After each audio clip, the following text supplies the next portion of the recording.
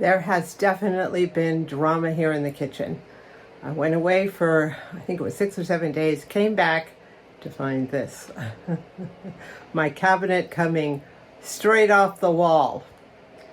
Fortunately, it did not fall because it was impaled by my KitchenAid mixer, which, by the way, still works.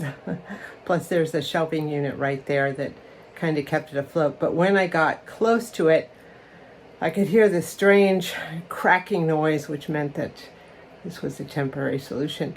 So I called handyman Paul, and he did come that evening. But while I was waiting, I was able to take the dishes out at least. And when handyman Paul came, he pulled the cabinet off the wall, and then we started redoing things here. So here's my vlog of what happened. Here's the situation right now. Still a catastrophe here. Haven't been able to reach my dishes to do them because I've had dishes everywhere.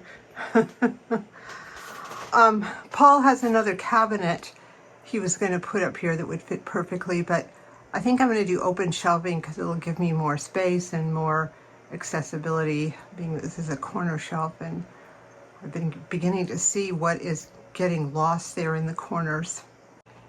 I have a table set up here in the laundry room, and I'm doing my going through stuff. Some stuff I'm going to give away, some I'm going to set aside. Here's the cabinet where it got caught on the KitchenAid, which I am absolutely certain is still functioning fine. I haven't had a chance to try it. It's too chaotic in there, but cabinet will need to be trashed. Maybe that one shelf can be saved. Here's the piece that was punched out. Here's one of the screws, and the screws were the main culprit. Look how tiny they are. It's amazing it's stuck in there as long as it did. There aren't very many screws. I think there's like 8 screws or 12 screws for a cabinet. A cabinet that's hanging on the wall. So I'll probably have to take the other one down at some point, but right now it's okay, so I don't fix what's not broken. Well, here it is right now. What a difference, right? He took down the wallpaper. I did save a picture of it because it was fabulous, and did some painting. I told him to keep things simple. The painting doesn't 100% need to match. I'm going to put some shelves there. He's going to put some shelves there, and eventually I'll redo the whole kitchen, but not today. I covered everything here. I did some consolidating, at least on the first shelf here. I'm going to have my plates here and my cups, so I've gotten rid of a lot of cups. I'm just keeping cups that have dual purpose, like this tall one, and these actually, all 3 of these can be coffee cups or soup mugs. They're all oversized. And of course my soup mugs here. This is going to be a soup winter, soup and bread winter, I decided. I still have to deal with this. My thoughts over here, however, it's going to be open shelving. I'm going to put a lot of baking things there and maybe some extra jars. So that's going to free up room in other places. I think my net is going to be, I'm going to have less stuff than I had before in here, but I have to get the shelves up so I can determine what's staying and what's going. Meanwhile, Paul brought me some more cool things from his thrifting and garage sales. One of them is this cute little plate. It's a rooster plate. It goes great with everything I have here on the windowsill, including spider webs. All have been gifts. Well, not really. This rooster I got years ago, and this teapot I got years ago, but the little houses are gifts, and so is the plate. All kind of a springtime feeling up here on the mantle. He also brought me this cute little canister. It's got one of those vacuum seals. I think it's hand painted. It's just adorable and hilarious.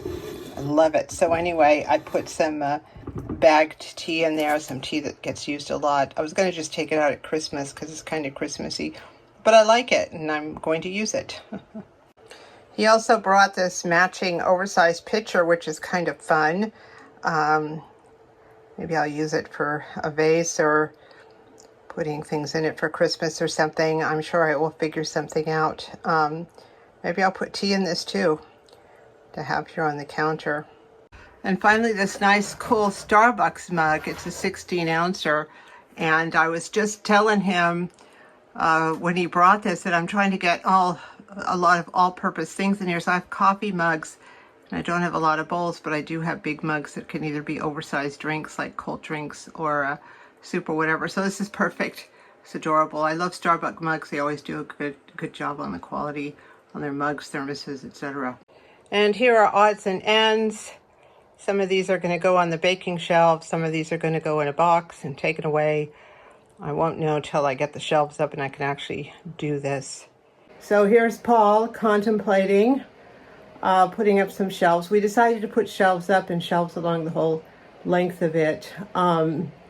In taking out everything, I realized I had a lot of dishes in there, and I did not use all the dishes in there.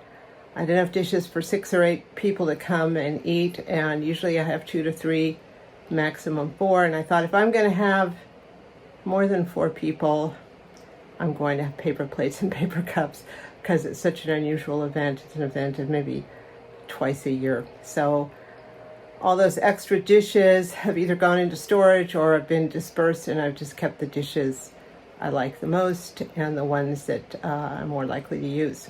I have setting for 4 at this point. So here's the final result. I have shelves along the entire length.